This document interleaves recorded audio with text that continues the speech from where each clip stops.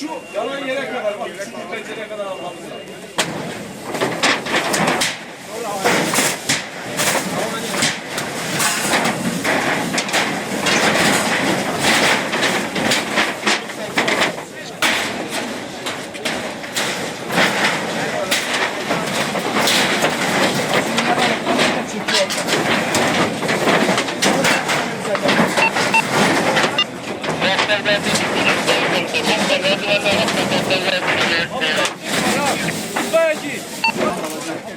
Yatağını sürün.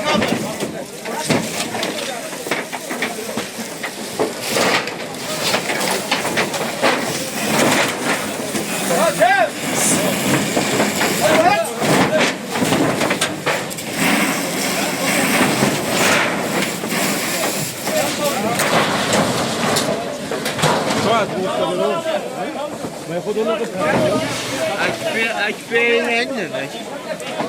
Ya.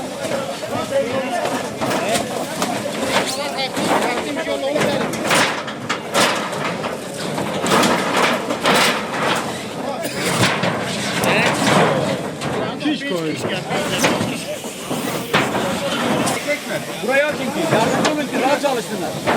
Buraya açın bir rahat çalışsınlar.